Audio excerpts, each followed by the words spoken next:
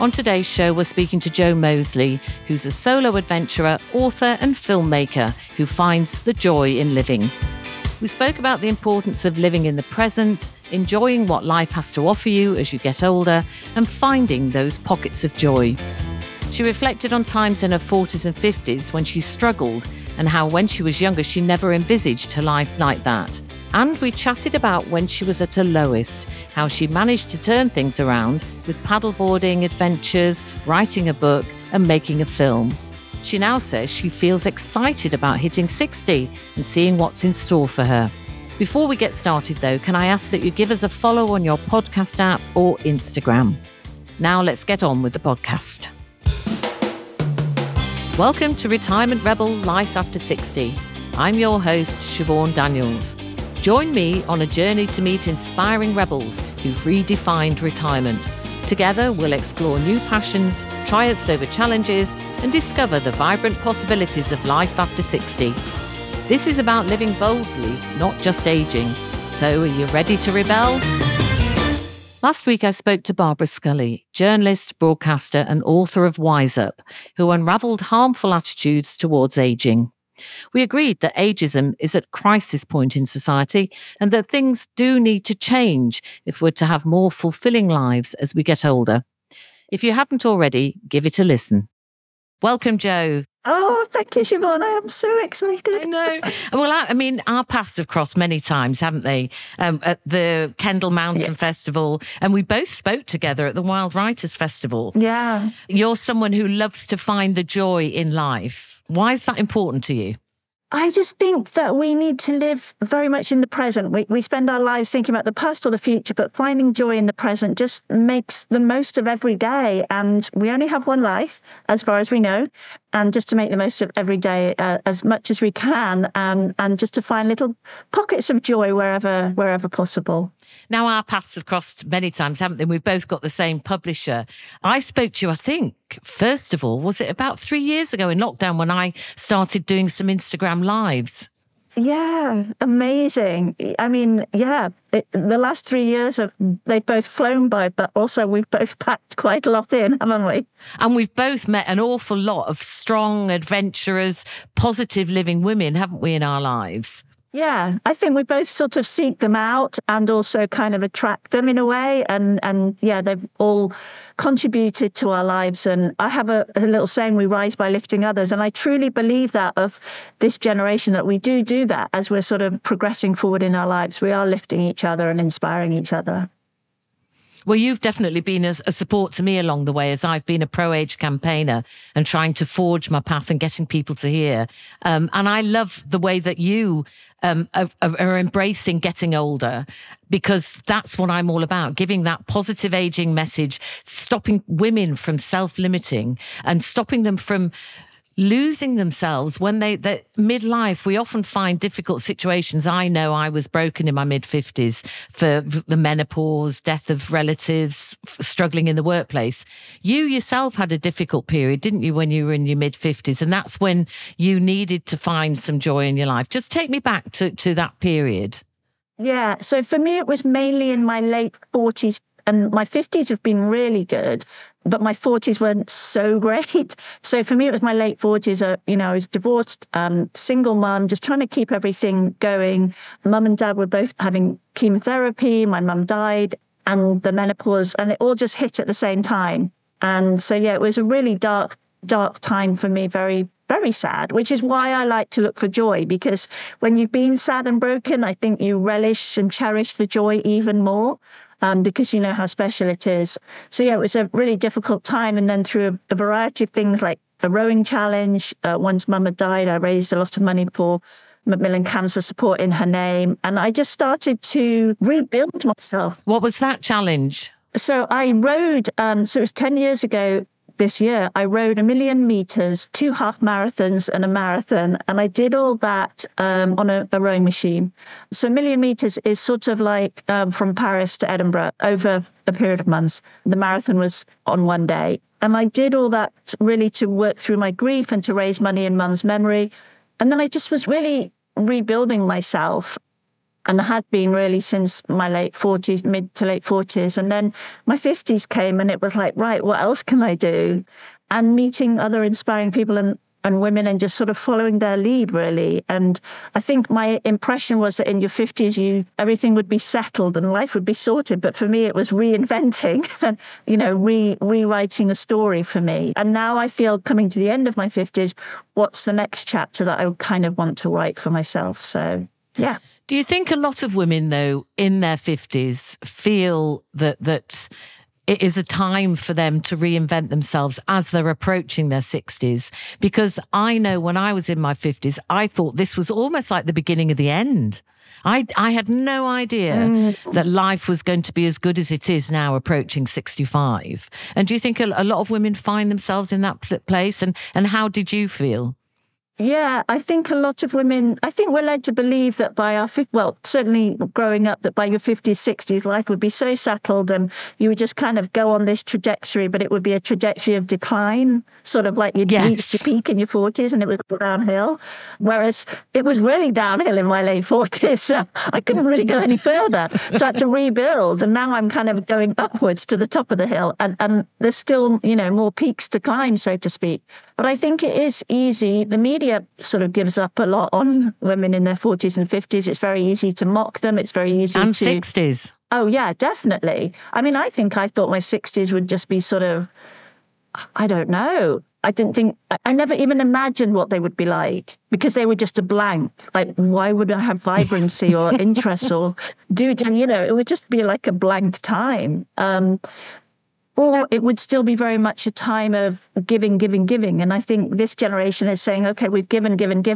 Maybe it's time to take a little energy back for ourselves and a little space for ourselves and look at our dreams. And so, but from what I can see as I go on, that there's the sort of people like you are just kind of reinventing what it means to be 60. And I think I always thought that 60s and 70s were this everybody was very similar and very beige. But the more I researched, the more I realized how different everybody is. And we're lumped together by the media as over 40, over 50, over 60. But the diversity within it of how men and women are leading their lives is so interesting. It's like everybody's doing so many different things, following conventional paths, following less conventional paths. And I find it absolutely fascinating. I work with women and men in their 60s, 70s and 80s in my day job, and I find it incredibly fascinating.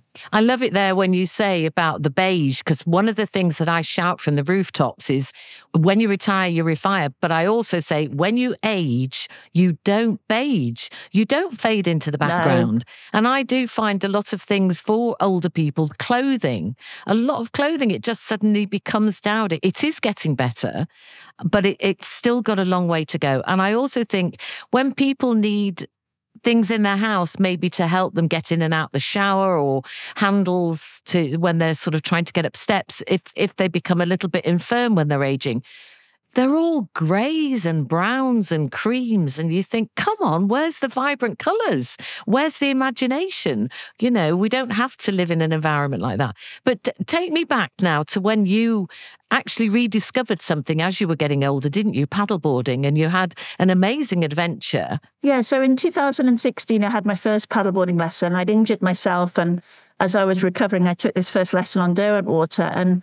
And I know this, it's a phrase that you often use in terms of being a warrior woman. And for the first time in months, I said I felt like a warrior, not a worrier. And, worrying is my natural, default mode, and always has been as a little girl and as a woman.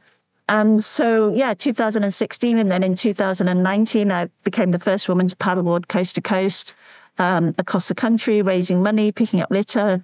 That led to a podcast. It led to 2 little films I made. It led to a feature film. It led to my first book and then my second book. So, one little thing changed my life. Gosh, you rushed through all that. Yeah. You rushed through all that, though, then. It's major achievements. I mean, you paddleboarded all that way. There must have been some highs and lows when you were actually doing it. And what kind of emotions did you go through? And did you ever think, maybe I'm too old to be doing this? Yeah, no, I did. And I was told I was too old. I mean, that was the thing. Back in 2016, when I had the idea, And I told a few people, I was told that it would be logistically too difficult, it would be complex, but it would also be too difficult for me. And I was only coming up to 52 at the time. And instead of going, as I would do now, well, yeah, whatever, mate, thanks for your opinion, which I would do now. But at the time, I was like, yeah, maybe they're right. Maybe I am too old. Maybe I can't do this.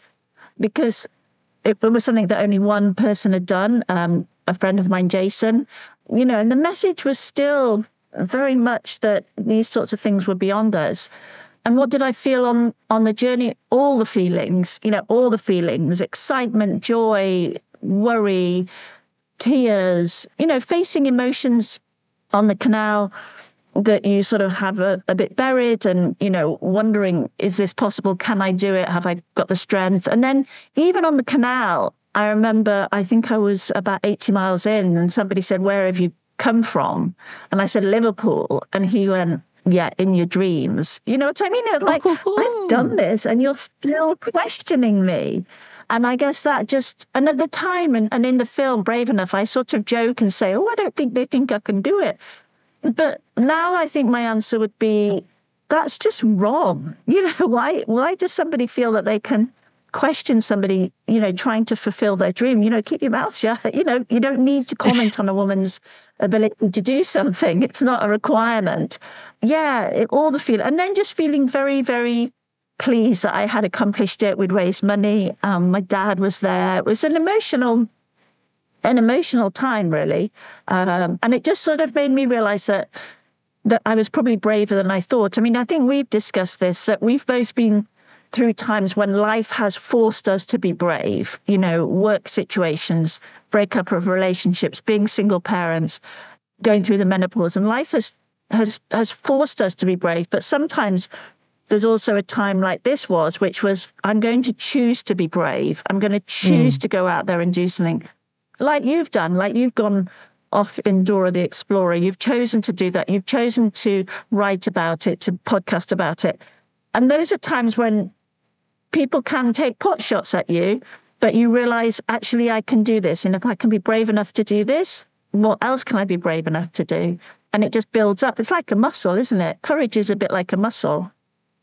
Yeah, and you said there that you were told at some stage that you're too old. And do you think the fact that is prevalent in society, that a lot of people are told, oh, you can't do that, you're too old to do that, that it makes us begin to be fearful and begin to self-limit far too early on in our lives? And I think women like you and I, hopefully, are showing other women, get out there, have your adventure, go and do it, because it is possible and you feel so alive. I mean, I found my courage because I was not going to accept the cards that I could see that society seemed to be handing me. I thought to myself, no, I want to go out there and forge my own path and find my happiness and show that it can be done.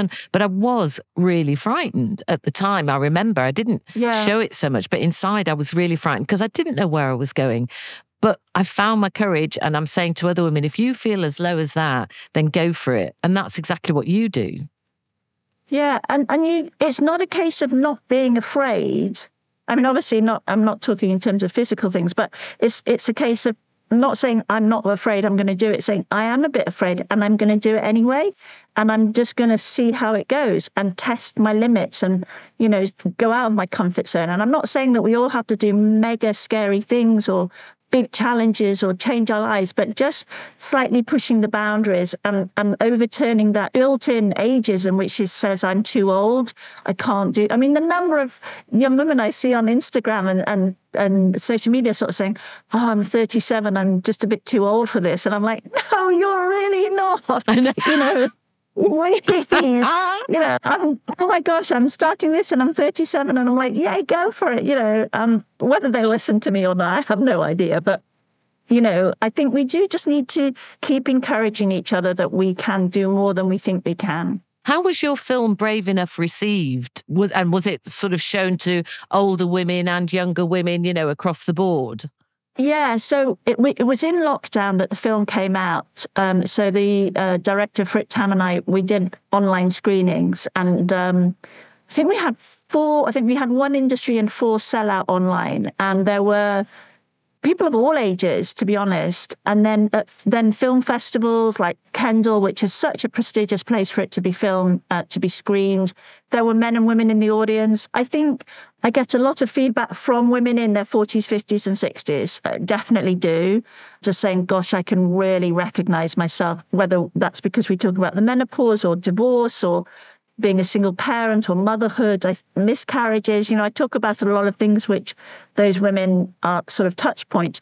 But then I also get a lot of men saying, wow, I understand my wife a bit better. I'm a bit more thoughtful about that. You're like my mum. I get a lot of that. You're just like my mum. My mum would like you or whatever. So I think all ages, obviously the 40, 50, 60s, I think definitely it really spoke to them, but then a more diverse audience as well. So yeah, we were really, really pleased.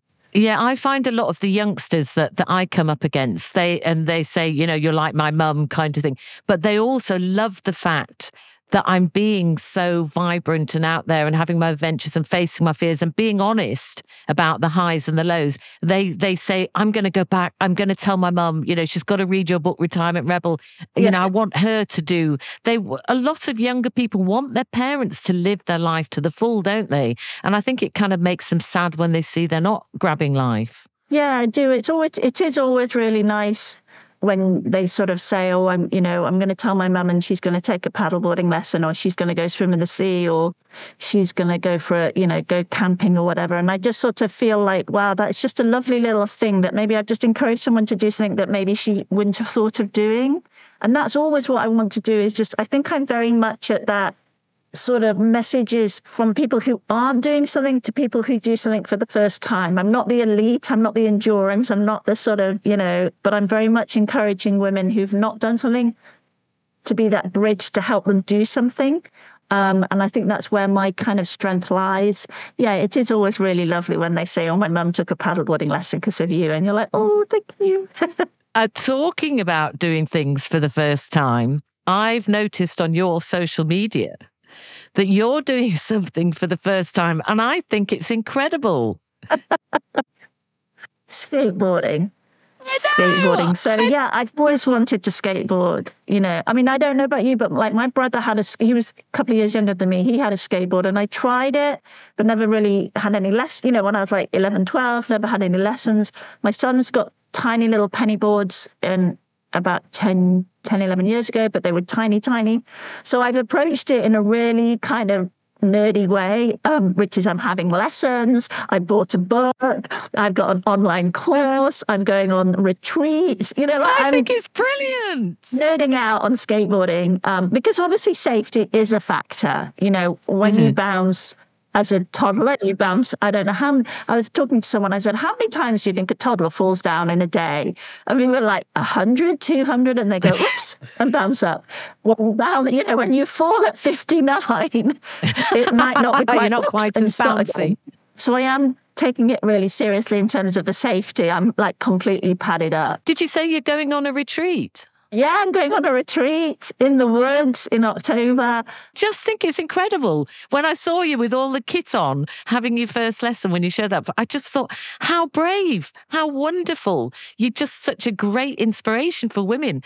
It's the last thing. I mean, I think I'm pioneering, but it's the last thing I would have thought about, and I did find myself thinking, oh, I'd be too old. And I thought, stop it, Siobhan. You're probably just a bit more sensible than me, but no, it's something I've always wanted to do. Yeah, no, you're not.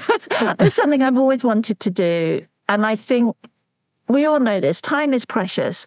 And I think with my day job, I work for a church. I'm a parish administrator. I look after people who are getting married and having baptisms, but also funerals. And death is a part of life. And I just think that life is just very short and precious. And if you have a dream, you should try it. And I've always had a dream that I would like to learn to skateboard, and very much on my terms. I'm not going to be doing the funky flips and all this stuff. And I'm just going to keep please super safe. Please do. I have my own goals, and that's what I want to achieve. And it's a really lovely community. My instructor's been away in America, and I'm like super excited that he's coming back. And then I'm going to book my lessons again. And I'm, doing little practicing, and, it's just a lovely, lovely thing to do.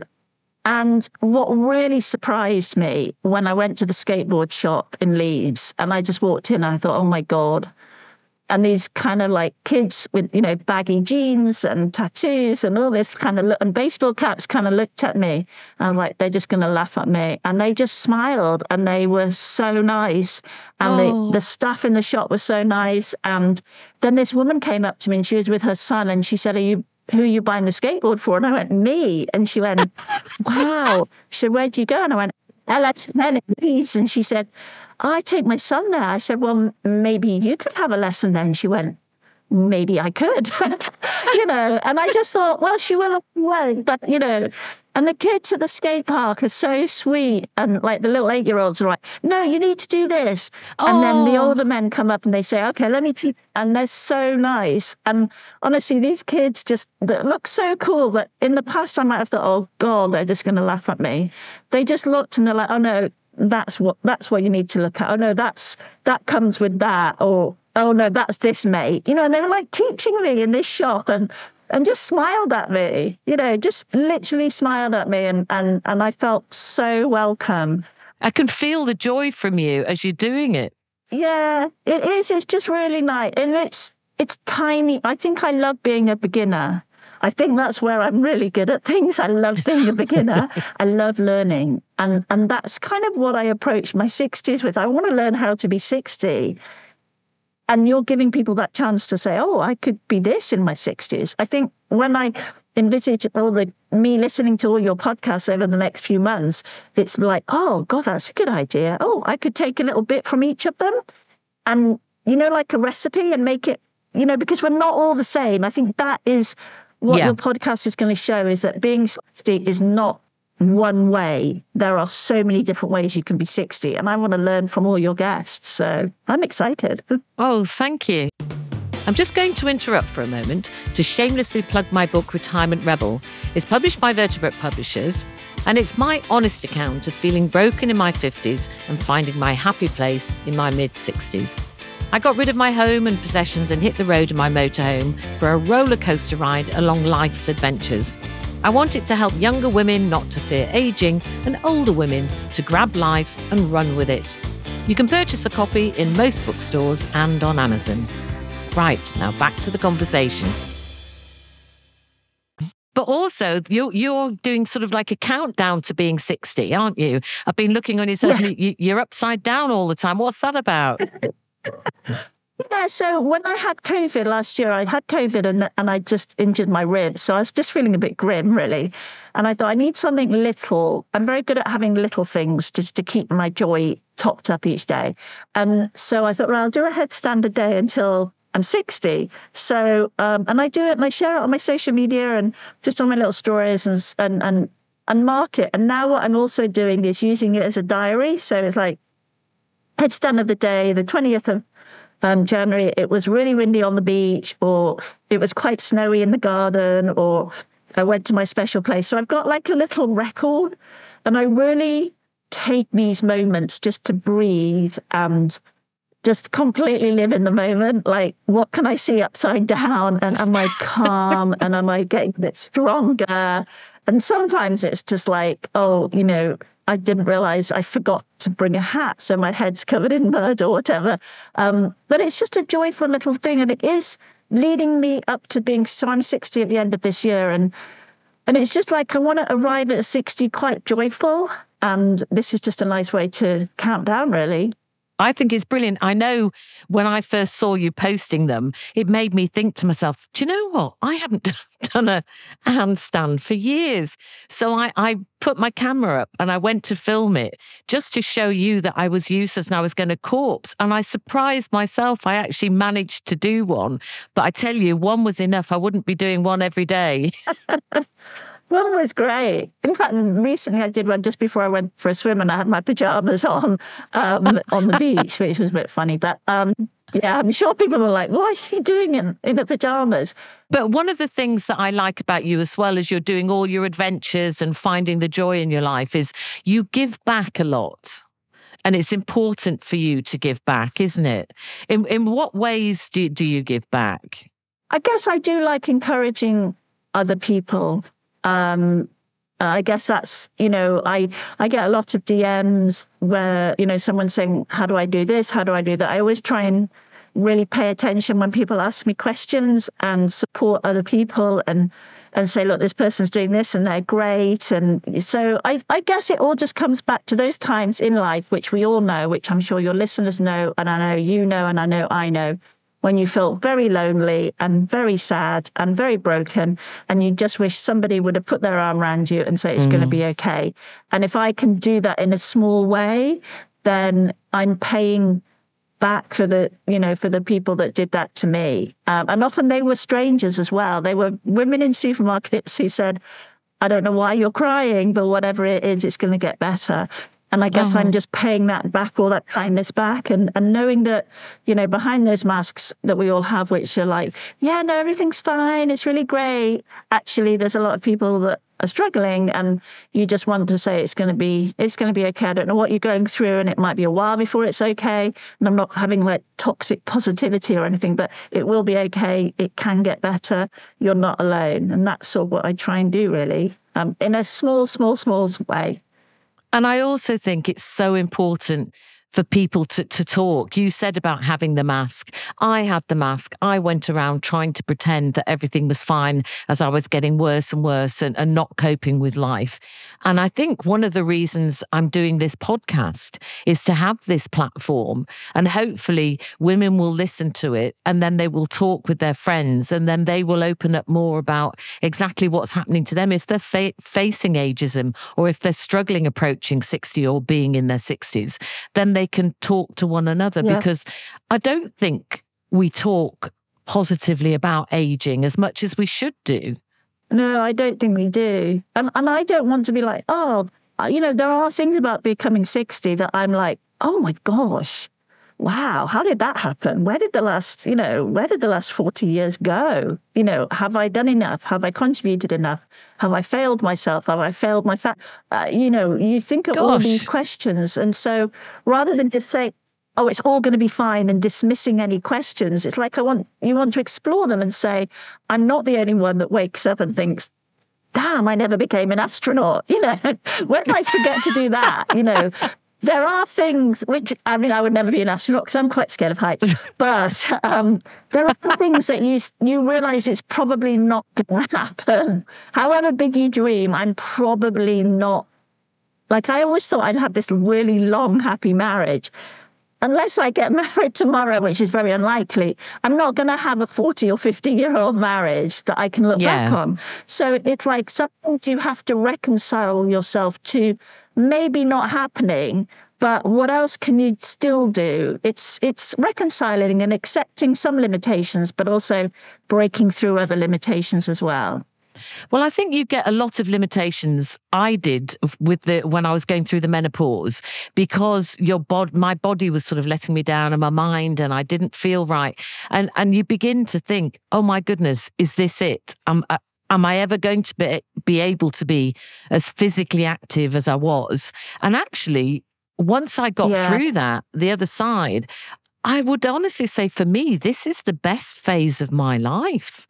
Yeah, it's it. Because also I think we recognize we have to look after ourselves. And I think the menopause forced me to start looking after myself. But then, you do, and you realize that, there are limitations. You might do a workout and you might need more recovery time or whatever, but you can build it into your life and look after yourself. And I have seen on your social media kind of like you glowing. Sometimes I'm like, what, Siobhan? What are you on? Thank you. And partly I think it is an internal thing. Partly I think it is you are up in northern Scotland and it is the sunshine on your face and you are just glowing from joy.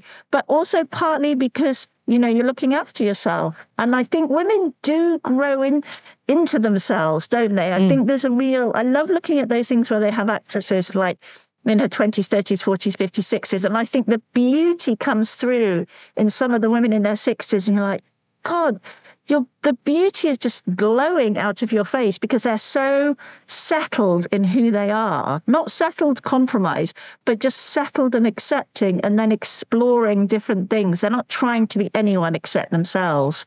And I think that's just amazing.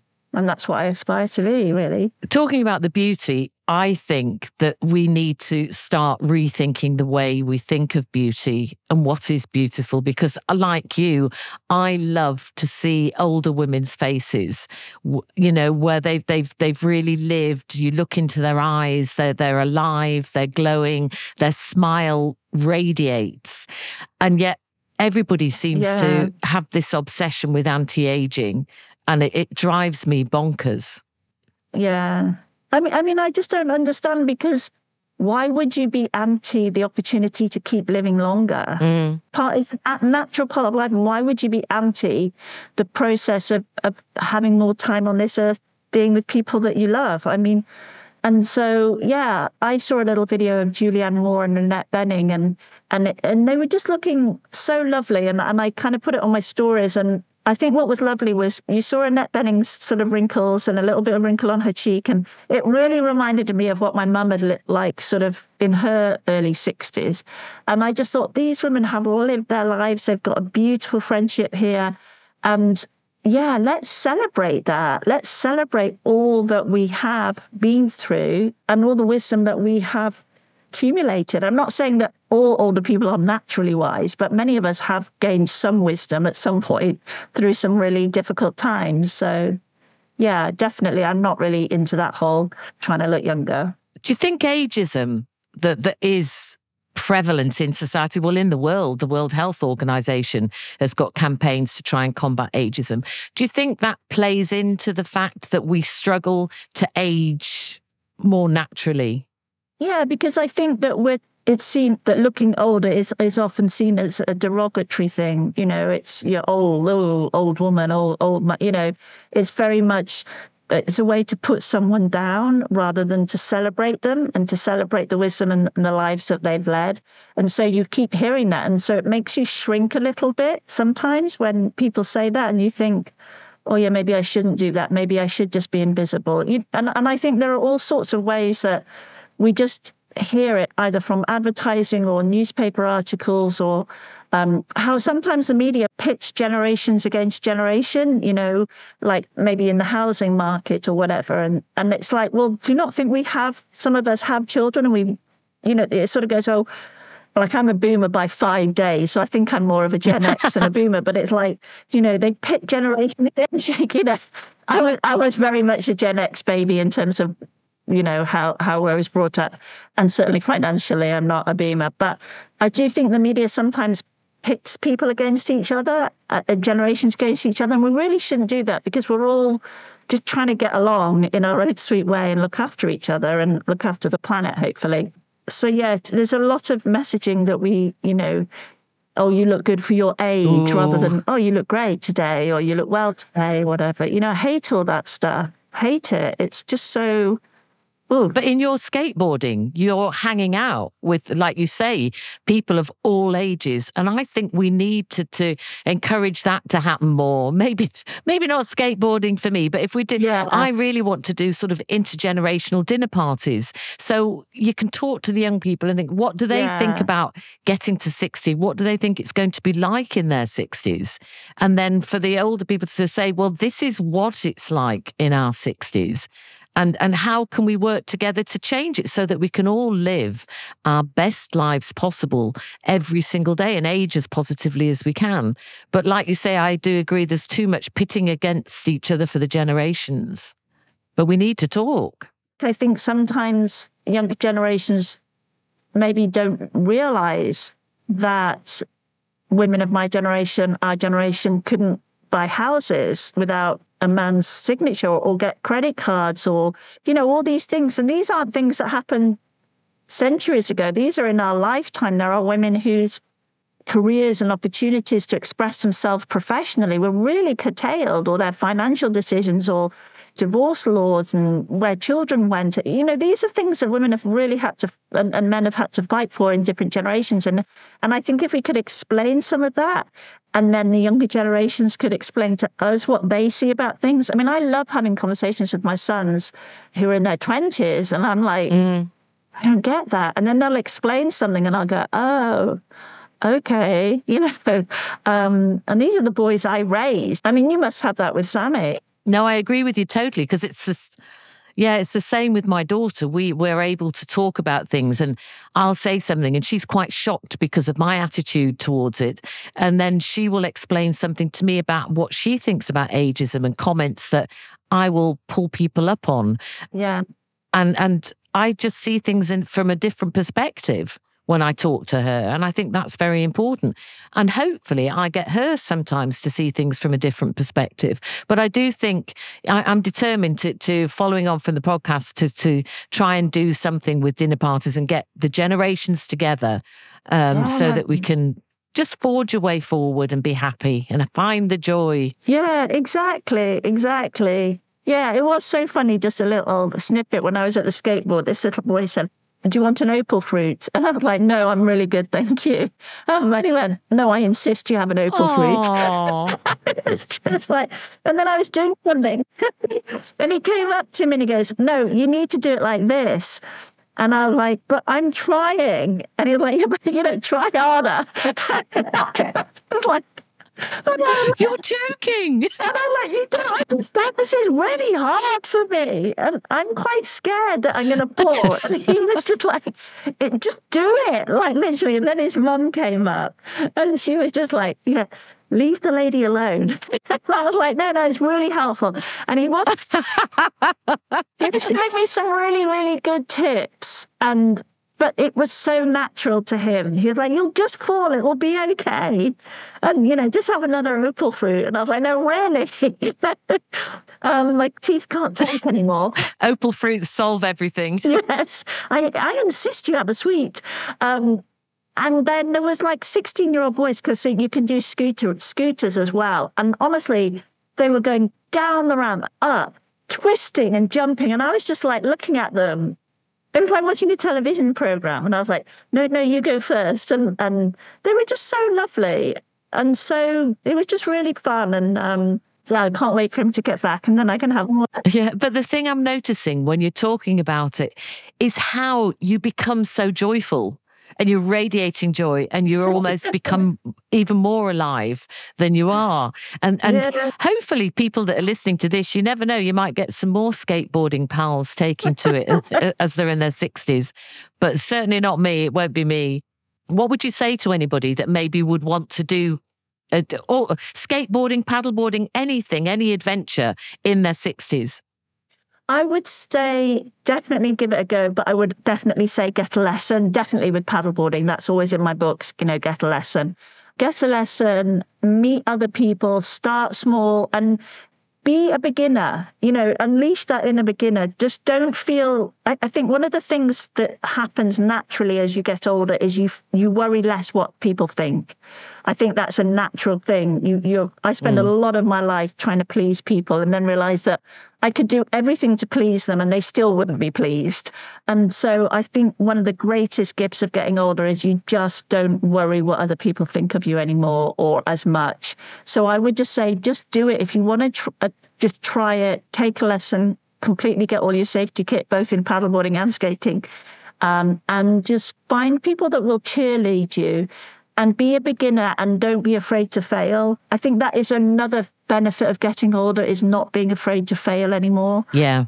Because you think, well, I've only got one chance at this, this life thing as far as we know. So I'm just going to have a go. And if I fail, well, I have tried at least. Just try. And know that there are loads of other people that are out there doing it as well. And a lot of people cheering you on. A lot of people. When I feel fearful, I really push myself, and I just think, what's the worst that can happen? What's the worst that can happen? And I try and break it down in my mind. And like you say, I've got more confident as I've got older, and I've got more. I don't really care what people think. Yeah. I used to be desperate for everybody to like me and everybody to think that I was doing the best. So I'd try too hard. Many times I tried too hard. And then I had this overwhelming sense of disappointment in life. And I think now I'm just going for it and actually finding so much more joy. But I ask all my guests one question. Yeah. And I've got to ask you this, but I think I know the answer actually, but it's, when was the last time that you felt like a rebel? I guess most recently would be going into the skate park and going into the skateboard shop and thinking, this is not what people expect. And I remember coming out of the skateboard shop with a skateboard under my arm, and it was Christmas time. So it was between Christmas and New Year. And this guy came up to me and I thought, oh God, what's he going to say? I think he was a bit drunk.